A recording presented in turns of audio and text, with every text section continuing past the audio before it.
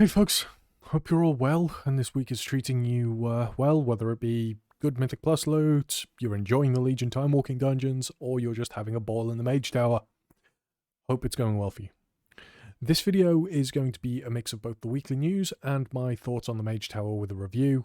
There's going to be no POV, I'm just going to kind of talk about how things went for me, how many pulls it took, and if you guys want to see a playthrough of it with my particular tactic style, comment below and I will do that video. But at the moment, I don't really see it as particularly engaging, seeing as there are quite a lot of Ret Paladin views out there, and every tactic is different, with each pull being different as well. So let's start with the weekly news. Unfortunately, everyone get your fiddles out. We've got another guild to put to rest.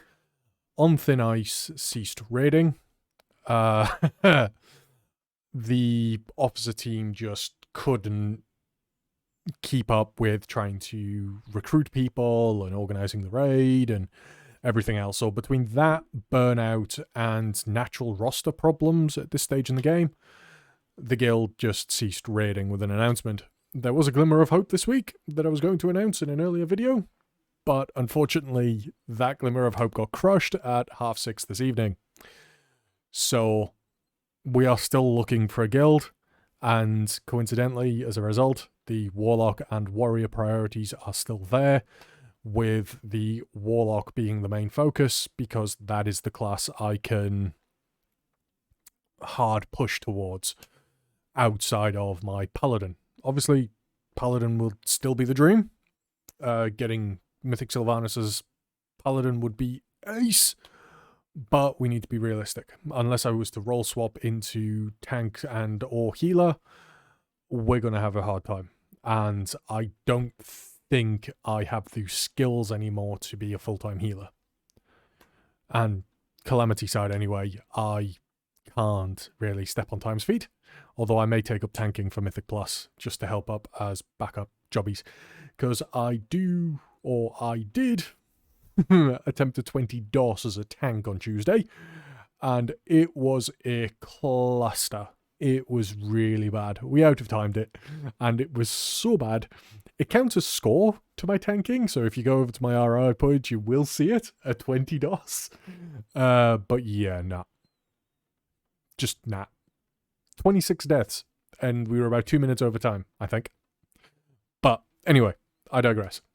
So Warlock will need 3 more Dom pieces. Try and complete the set. We need upgraded shoulders, we need a helm, and we need a belt so that we can have all 5 Dom pieces, or Dom gems. And we also need to make a start on the Warrior, just in case. But that kind of out of the way, what are my thoughts on the Mage Tower? Well, in a word, interesting. Is that good or bad?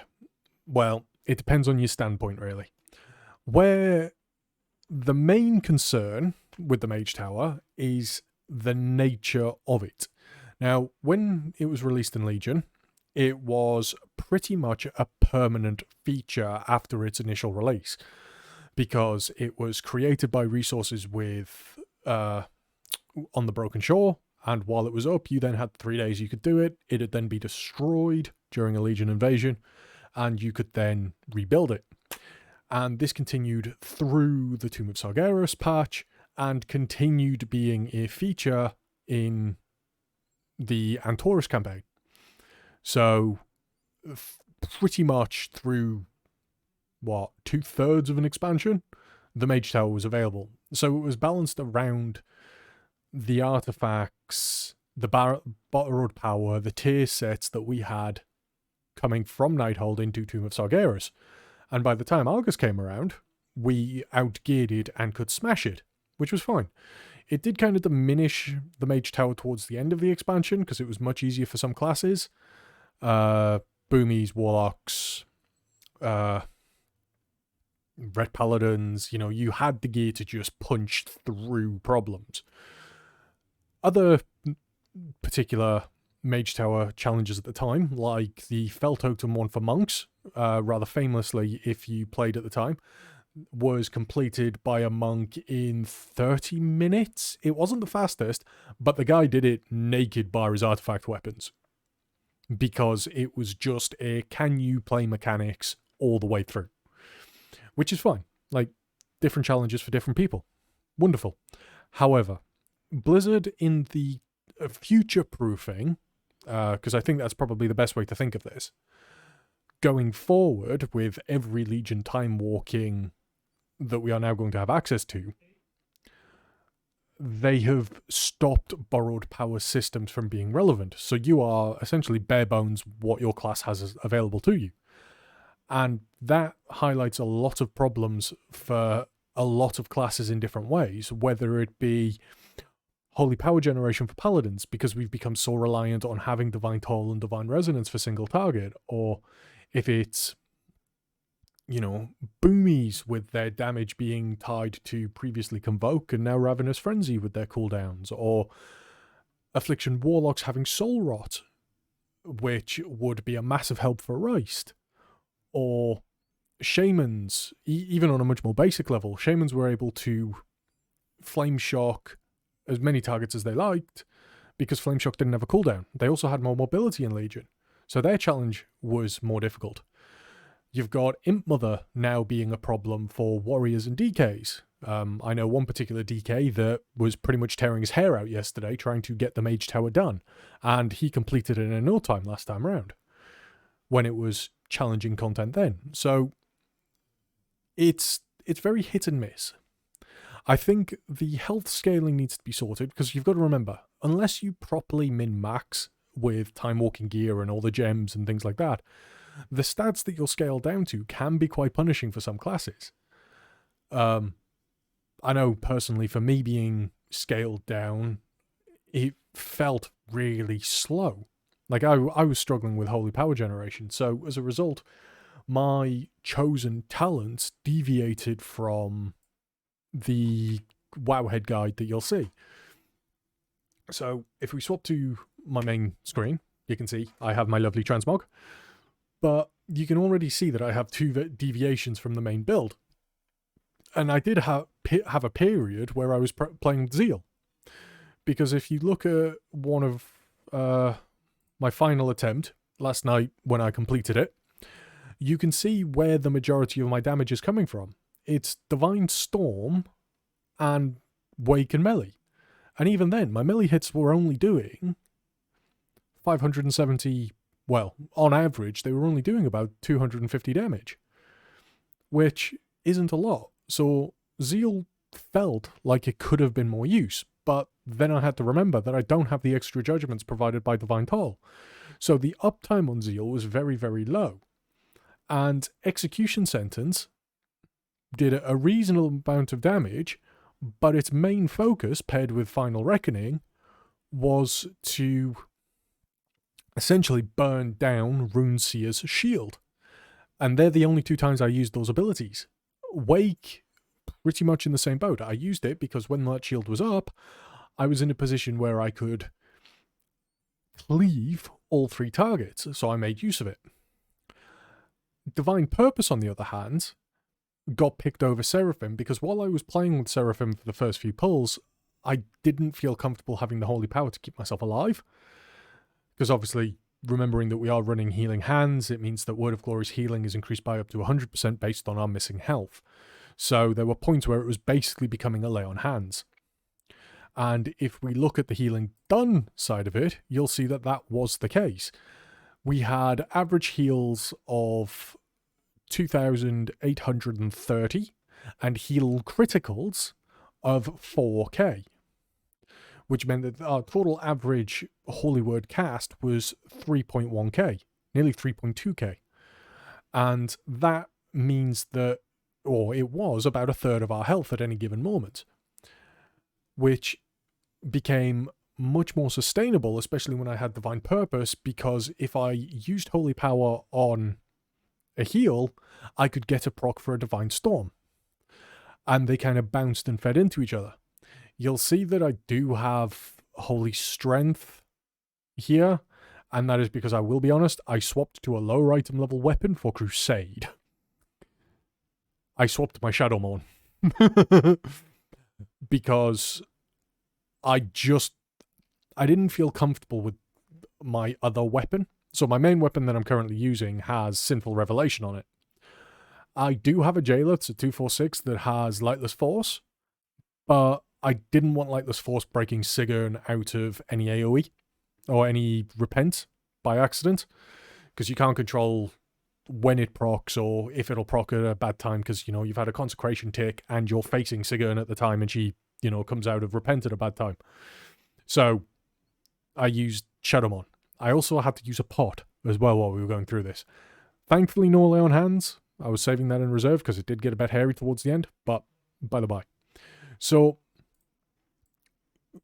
kind of playing through it and feeling how things are really highlights Blizzard's class design thing. I think that the Mage Tower is fantastic and can probably argue that only for a few classes and specs that they might need to be retuned so they're a little bit easier. Oh, well, not easier, but lower the health. Because I know for like my Affliction Warlock, for instance, although I'm not perfectly geared at 250 or 252, I can't burn through the second part or the repeat of phase 1 where I'm being chased. I am getting to a point where he's getting to about 36% health, but then there is far too much for me to handle, which is kind of problematic because I'm varying between using Phantom Singularity for a huge amount of healing and Vile Taint for the slow, because, you know, you're just hemorrhaging shards. But obviously a lot of our single target damage is standing still and Malefic Rapturing, which is fine if you can keep the distance. So unless you burn Malefic Rapture while he's still very, very slow with Curse of Exhaustion, and then just rely on dots once Curse of Exhaustion is no longer really impeding him, I don't know how to do it. Bearing in mind that when I did it in Legion content, this was after the Sacrolash nerf. So originally the way to do it was you'd have Sacrolash's ring, which meant that your corruption was just a flat 60% snare, and a lot of warlocks did it then because it meant that nothing could touch you. You just ran to the bank. But after the nerf, it became a little bit more challenging, and that's when I did it on my warlock, because, you know, Sacrolash RNG, it didn't want to favor me. But now we have Curse of Exhaustion, so we kind of have the toolkit for it low key in terms of being able to slow one target, but that doesn't help with the damage side of things, because another big part of the Affliction Warlock side of things, at least when Legion was a thing, was our artifact ability had a ability, or our artifact weapon had an ability that meant that whenever something died, it detonated for AoE damage around it. So one of the big tactics for warlocks at the time was you would literally get everything to stack up on either Reist or his brother, Karam. I think it's Karam. Either which way. You'd get them to stack on one of the brothers, and one would die, causing the rest to just detonate for a lot of damage. Warlocks don't have that anymore. So trying to kill everything with dots is fine, but it takes far too long after a while, because it becomes more and more unmanageable. Now, I'm not saying I'm a particularly good warlock, but kind of, it's something that I'm seeing across the board. Either health is too much for places, or you need certain amount of gear, because even being scaled down, like my warrior at 226 item level is like struggling with his mage towers because he just flat doesn't seem to have the health to be able to survive a mechanic. 3 frostbolts and I'm dead. Or I go into the Comet Storm with like 25% health and I physically can't cleave Blade Storm out of it fast enough in order to survive. And it's Blizzard need to kind of take a stance on this. It's all well and good it being as difficult as it is. But if it's going to be as difficult as it is, I think they need to remove it being tied to the Legion time walking. I think this needs to be something that everyone can do up until, say, 9.2. Then take it out for a few months and then give it to us back on like another Legion time walking at a later date. But keep it available for people to just, practice it a bit, go away, get gear, come back, practice it a bit more type thing, rather than being like, right, okay, everyone needs to do it in the next 2 weeks because you're not getting it again until March the 16th. Yeah, that's how far we've got between now and the next Legion time walking, at which point it's only going to be up for a week. So people are going to forget about the progress that they've made now and have to essentially relearn the fight in March, which, if the fight stays as difficult, might be more punishing, because you've got to remember, in March when the next patch comes out, or we suspect that the next patch will come out, we're still going to be scaled down to time walking levels. So the next gear and the next tier sets and stuff like that aren't going to make a difference, which means that people are going to be faced with either somehow learn to do it with quote-unquote suboptimal gear because it gets scaled down wrong, and you have kind of a stat template of like you're getting 8% haste, enjoy. Or people are going to be pushed down the route of you're going to need to know a blacksmith, a tailor, a leatherworker, or someone like that knows the mop PvP crafted gear or Throne of Thunder gear, because you're going to have to go back, get all that, get all the gems, get all the enchants, and go with it. Like, to put it in a context, I have a blacksmithing set that I use for the time walking. I also have, I have my Shadow Morn. I also have the Pandaria Legendary Cloak and things like that. And it used to, in the bank, but I can have something like 17 or 18 gems on my gear, which means that I'm getting an extra 100-ish strength. Well, not quite. It's 40... No, it's 51. 51 strength I'm getting. And then when you pair that with old tier enchants like Crusader and things like that, it really starts stacking up in terms of how much damage you can do. But it's also very, very costly and not necessarily accessible to a lot of people. Like, for instance, the Warrior PvP chess piece from the mob, the crafted gladiators, whatever, on the auction house on my realm currently is selling for 8,500 gold. Now, for a lot of people, that might not be a lot. But at the same time, given the fact that that is only the chess piece, and that's not taking into account certain gems that you might need to farm or enchants, some players within the community won't be able to access that, or it will put them off. Because if they're only going to do the Mage Tower the once, or it only comes up 1 week every 3-4 months, why should they spend that gold?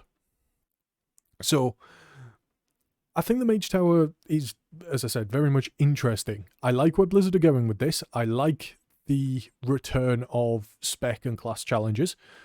Being a fan of the Warlock Green Fire quest back in MoP, and obviously the Mage Tower. But I think Blizzard need to take a look at what they're doing in terms of, okay, if we're going to future-proof this so classes don't have borrowed power systems, I think Blizzard class design going from expansion to expansion needs to take away borrowed power systems as a way to augment class design. Because, looking at talents, for instance, even BFA into now, your talents ended at what was a level 100. So BFA or Legion going up to 110, we didn't get new talents, but we had the artifact weapon. So that was a form of progression. It was so that we didn't need talents. But then BFA didn't have talents, and essentially to use Bungie's Destiny 2 analogy, they vaulted the artifact weapons, so they were completely and utterly irrelevant and no longer worked. which then meant that if you hadn't played Legion or you were catching up into BFA, you had a weapon that did nothing, but you got no talents or anything for 20 levels. So there was no feeling of, ooh, I'm cap. We instead had Azurite power, the neck, and it was only in 8.3 where the heart started doing things, really. And we had corruptions and things like that. But that was still all borrowed power. So that, obviously, when that was then sunset and put into the vault, never to be seen again, we come to Shadowlands, where we now have Covenant abilities, which, again, fine, but I know as a Ret Paladin, I'm really, really, really going to struggle when Divine Toll disappears, because it's going to feel rough to play with. And hopefully going forward, Blizzard will take class design and be like, right, okay, we need something that's going to be more standardized from expansion to expansion. Like, this is the route that we wanted to take a class. That's how it's going to go. And even if it becomes a case of being able to take secondary talents, or, you know, we start getting a couple of spells or abilities every expansion again, like we used to, at least then there's going to feel like a level of progression. Hopefully in 10.0, when that comes around, we will have another tier row. Because it will feel very, very bad if you just stop getting talents at 50. But that's my 10 cents on everything, or my penny for a thought. Hopefully you guys agree, or hell, if you disagree, comment below. Let me know your thoughts on the matter. And also please do comment below to let me know if you want me to do a re-clear of the God Queen's Fury, because I will do, and I can talk through if that's something that you want me to do with a commentary. But in the meantime, take it all easy, have a good weekend, and I will catch you in the next one, folks. Ta-da.